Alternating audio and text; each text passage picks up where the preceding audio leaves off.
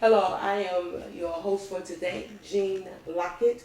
You are here at Omnibus Roundtable TV show. We have an awesome show on today. We have a guest by the name of Otis Williams, who I am going to introduce to you momentarily. But I want you to be able to visit with us. I want you to be able to know how to reach us. This is Omnibus Roundtable TV show. We air Wednesdays at 9:30 p.m., Thursdays at 4:30 p.m. on the CAN TV network on Channel 19. You can reach us at 773-669-8736. Our email is omnibus, OMNIBUS, at ccnewsmedia.org. You can also visit us on our website at www.ccnewsmedia.org. You can even YouTube us. Our YouTube channel is www.youtube.com/Omnibus Round TV Show. Whatever it is, we want to hear from you. Your comments, your concerns, and even share with us about some things you might even want to hear us talk about. We're going to be right back, and when we come back, I will be talking to our guest, Mr. Otis Williams. We'll be right back.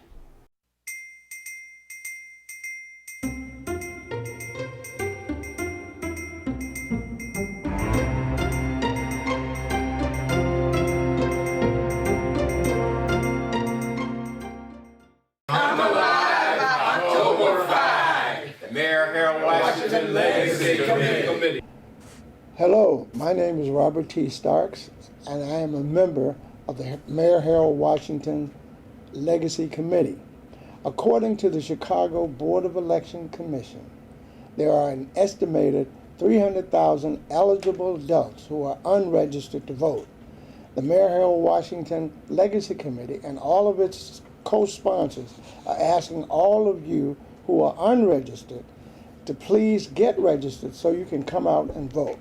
We are sponsoring a Come Alive October 5 conference at the Apostolic Church of God on October 5th at 63rd and Dorchester from 10 a.m. to 3 p.m. to commemorate the tremendous voter registration drive and get out the vote effort that delivered Harold Washington to victory in 1983.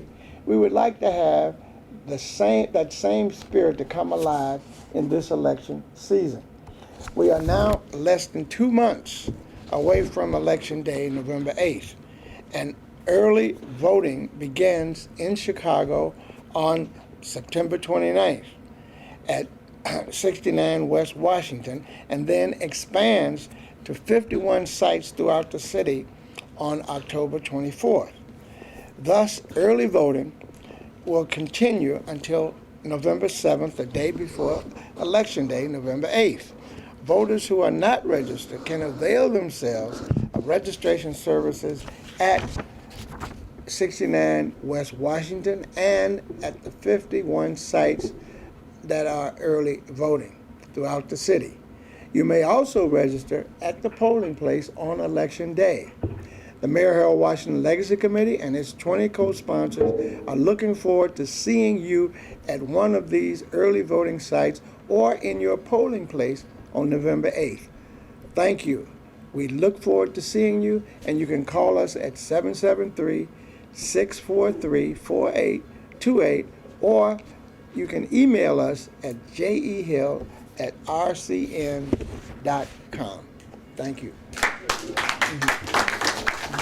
Well, hello, we're back again. I am your host for today, Jean Lockett, here at the Omnibus Roundtable TV show.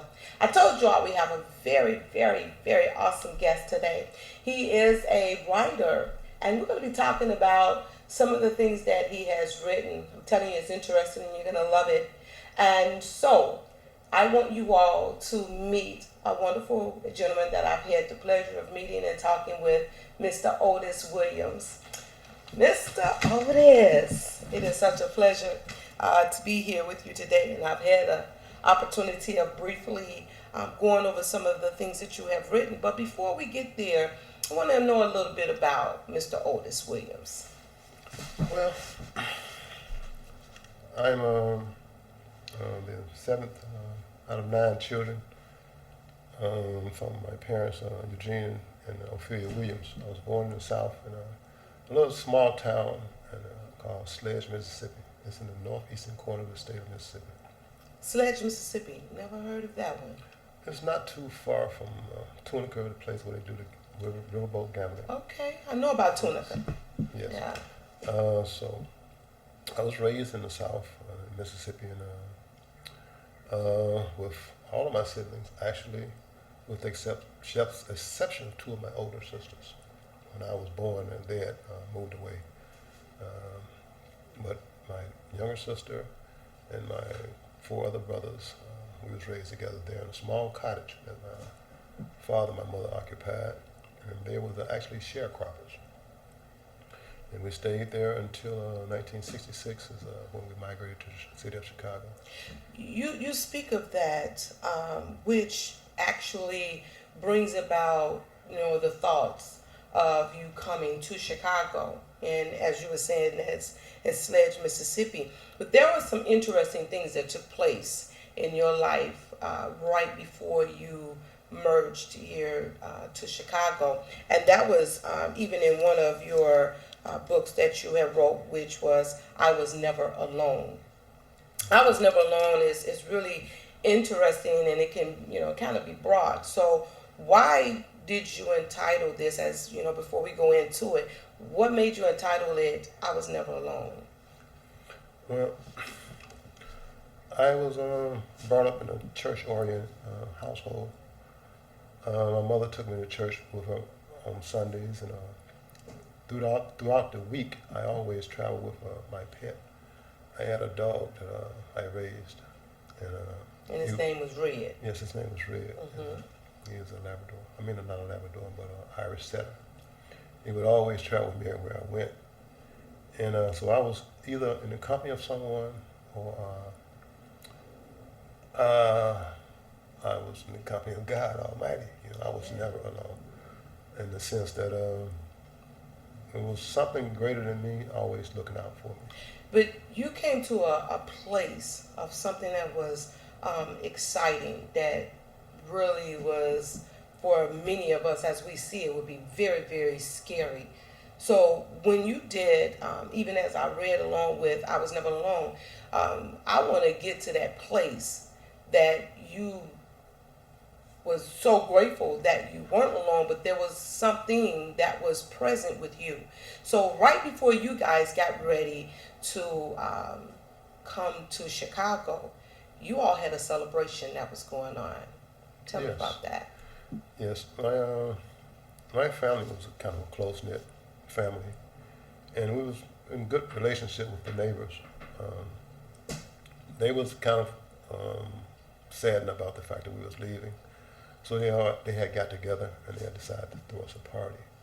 And it was a barbecue and a fish fry. But I wasn't really interested in that because I had became attached to the South. I loved the South. And I had a lot of liberties. I didn't have a curfew. I came home when I got home. I wasn't tied to any type of obligations. When the family worked, I was like exempt. If I wanted to work, I could work. If not, then I didn't have to. So I was sort of looked at as a favorite by my siblings of my family because I got away with a lot of things that they weren't able to get away with. Like I was like a Tom Sawyer type cat. I always liked to leave. I didn't like to be enclosed. So on this particular day when they were celebrating, I decided to sneak off.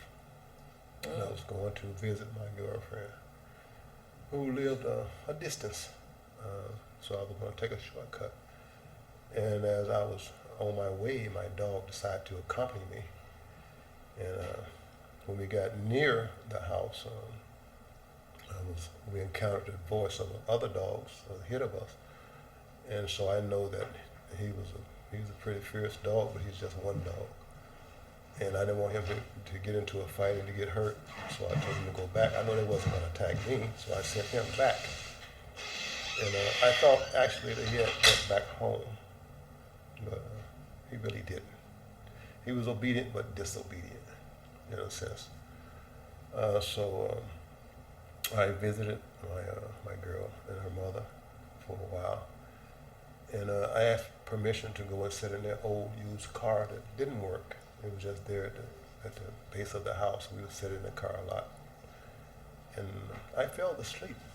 So when I fell asleep, she woke me up. Geraldine woke me up, and it was getting dark. And she was telling me that it was getting dark. You know, that I had it was too late. I couldn't go home. She knew I wanted to go home, but I think she intentionally allowed me to sleep so it would get late, so I could spend the night. I had spent the night before. And here it is. At that time, how old were you? I was 11. 11 years old. Wow. 11 years old, you don't get away from places and do things. So when you say that you had a pretty much of a lenient, I can do what I want to do, you really had a lenient, you could do what you want to do.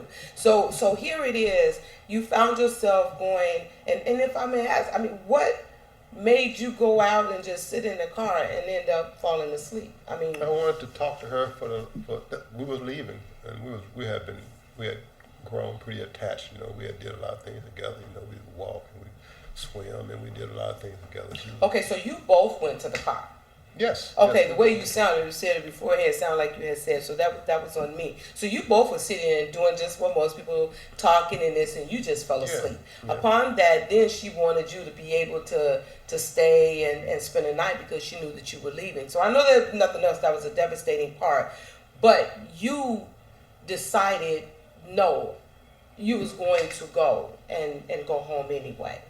Yeah, I wanted to go home because I didn't want my parents to know that I had been disobedient, that I had left without their authority, without their say-so. And that was my only reason. I just wanted to get home before it got dark, you know, and then... But here we are. It's getting dark. You're leaving. Yes. You're going home. Yes. You had sent Red home. It's getting dark. You're traveling. And we know that in the South you have a lot of wooded areas, and there's no street lights like it is, you know, here in Chicago. So you're in the dark.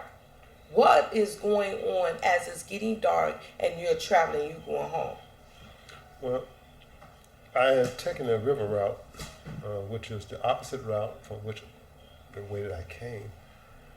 It was a shorter route, but not as short as the one that I came, but it was going to get too dark, and it was too much woods in that area. There was woods on one side and then a river on the other side. But the way that I decided to go was to the Blacktop Highway, was around the other side, but I had to go through the bean field first. In order to cross over bean field, this is several acres of land. It was a huge bean field. And us kids had made a path to get through it so we can get to the store. There's a store over there, and plus it leads to the major highway, Blacktop. So I was walking through that, and I guess right at my shoulder level, I was about 4 feet something, you know.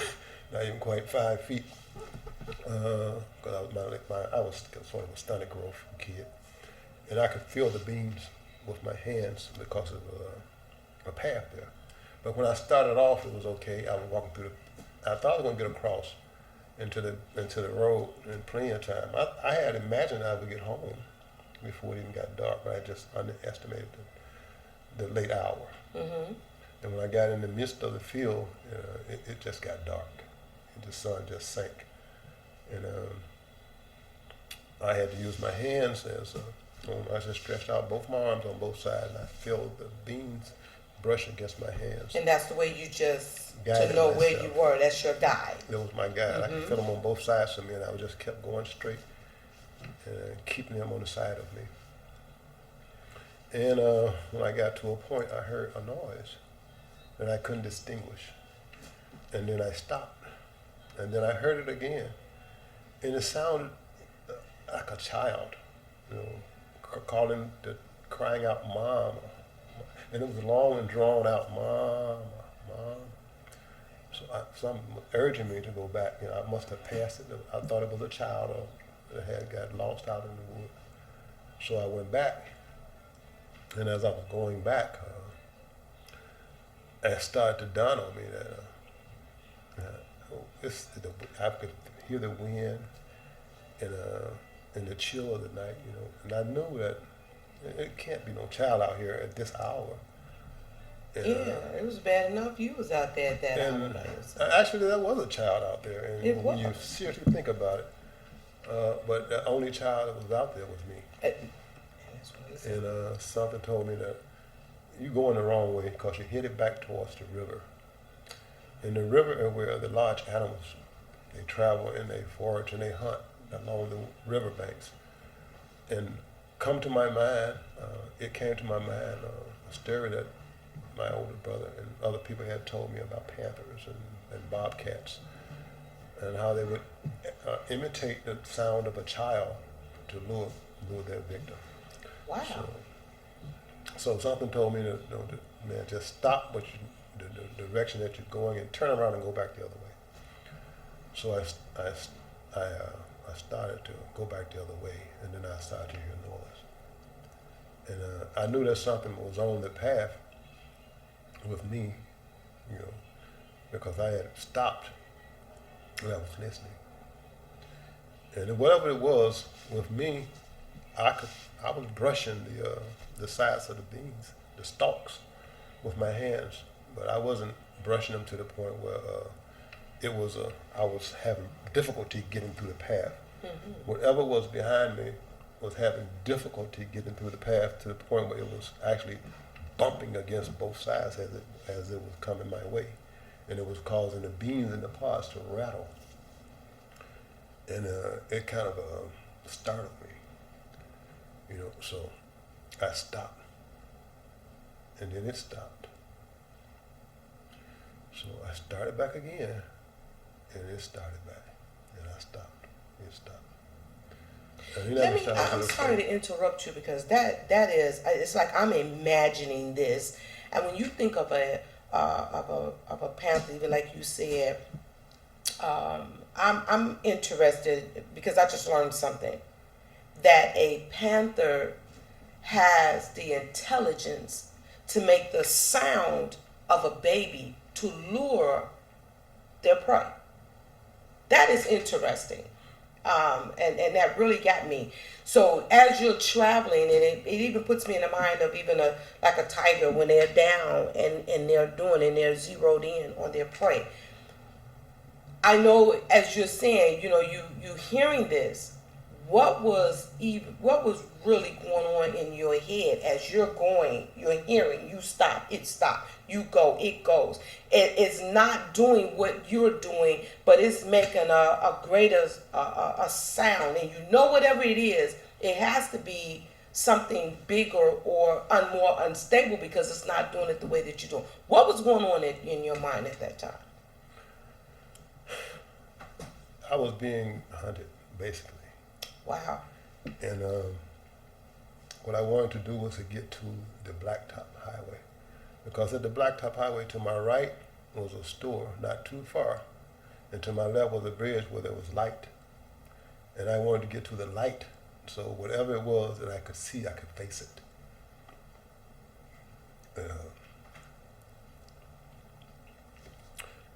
Basically, when you're in the South, the most important thing of all, when you think that you're being tracked or chased, is to keep whatever it is in front of you.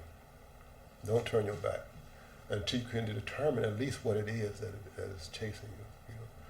So as I was walking, and it was following me, I began to pick my pace up.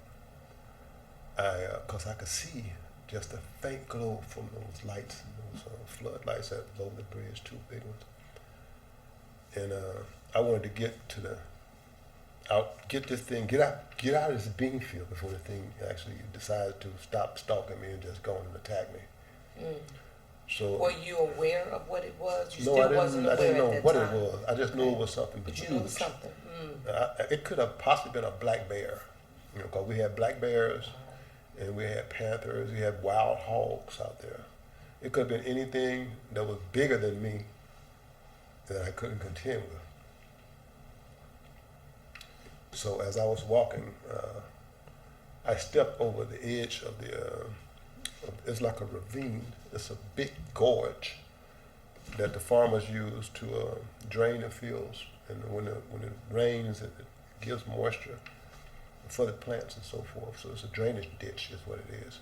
I fell into the drainage ditch, and I explained that I really just slid down into the ditch and fell in my face. And so as I was panicking, so immediately I tried to scurry up and climb up the other side because I was like, man, safety. If I can get to the blacktop before whatever it is get me, I'm safe. So I scurried up to the blacktop, and I got up on the blacktop, and I started to walk backwards. And I was keeping my eye on the path that I had come down from. And the store's lights was out. I wasn't going to go that way, so I got to get to the light. So I was going backwards, and I kept watching that ditch until I got to the point where I knew I could feel the incline. I'm getting to the bridge, so then I turned around to make sure that there was nothing on the bridge. He hadn't circled around me, and because he could have used that ditch to circle around me. And when I turned back, I actually saw, I glimpsed him as he was coming out of the bean field down into the ditch I had fallen into. And I kept going. And when I got on the bridge, I got to the middle of the bridge like I was going to get my shoes off. At the time, I hated shoes.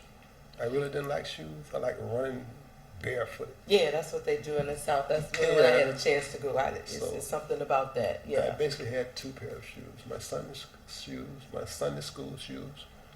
This is a nice low shoes, low cut shoes, and I had some steel-toed combat boots that I did not like. My father bought them because I would tear up all other shoes. So he bought me those, and I couldn't tear those up. He said you won't tear up no more shoes.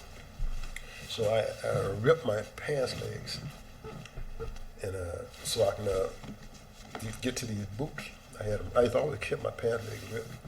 So I got my boots off, and I took them both off because I couldn't really run in them. They constricted me. So I took them both off. I took the socks off, and I stuck the socks in both of them, and I grabbed them both, and I held them both in my hands. I was going to use them both as a weapon, and just to get out of there. I was going, if I could, I could rather throw it at them before I get close enough. But I kept them in my hand, and I kept walking. I got to the edge of the bridge, and then I entered into some more. The doctors on the other side. And I was walking, I was looking back, and I was walking, I was looking back. And I was waiting for it to come on the bridge, but it didn't come. So I kept walking, and then I actually saw it when I got a great distance away from the bridge. I was so far from the bridge that when I did see it, I couldn't distinguish what it was. But I saw that it was something that was so big that it was, I can see it as it swayed when it walked. It moved from the shadows, it was back and forth, and it was huge. I didn't know what it was. So at what point did you come to realize that it was a panther? I never did. During that entire night, I never did. It was like, I don't know, was it weeks or days after that we actually determined that it was a panther. And once you came to that point of knowing that that was a panther that was after you, at that point in time, what was your thought? My thought was to get ahead of it. Whatever it was.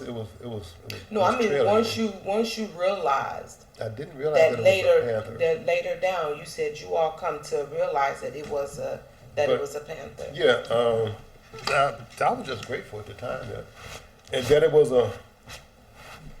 that type of panther that it was, and not one in his prime. And that's what you did in I Was Never Alone, being to that point of journeying, leaving, saying your goodbyes. You're on your way to leave the South to come to the Chicago area. And in that, I was never alone because even while you traveled, the bean, you said that was like the soybean. Yes, it was a soybean field. And even going with that something at that time, not knowing what it was something that was after you.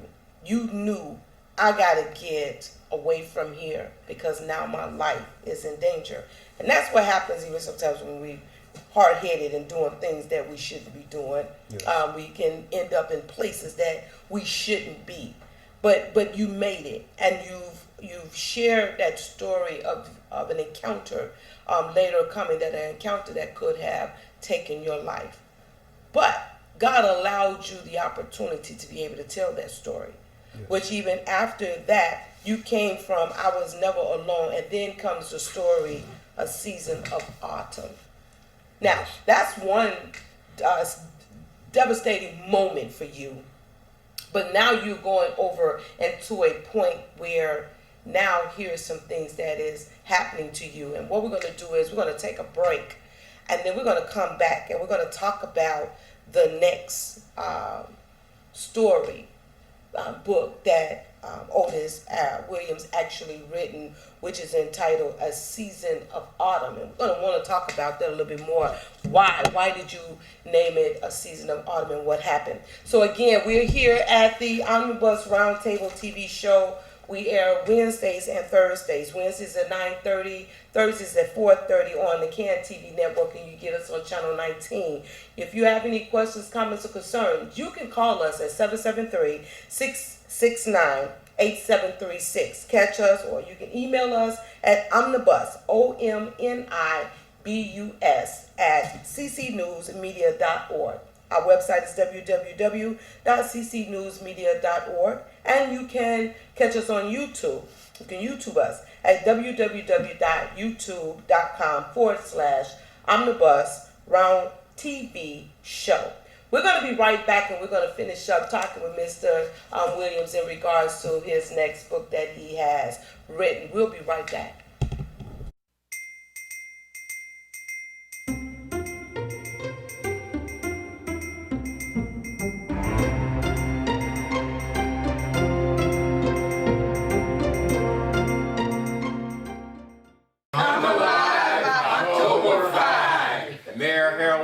Legacy Committee. Want justice? Want peace? Come Alive October 5. Mayor Harold Washington Legacy Committee is having an event on October 5th, 2016. You don't want to miss this. This is an opportunity to gain power. Power behind your vote. Besides all the marches and all the rallies that we have, we must gain power. We have to get power to the people. Mayor Harold Washington would want us to have fairness for all of us. And in order for us to get that, we must vote. We must get involved, we must register, and we must get out and vote. So, if you can, make it your day to enjoy with us for the Mayor Harold Washington Legacy Committee event on October 5th, 2016, starting at 10 a.m. to 3 p.m. Encourage the community to register to vote, and we are going to look for everyone to be there and everyone to be able to bring your family, your friends, just call all the community. Let them know, come to 6320 South Dorchester, right here in Chicago, Illinois.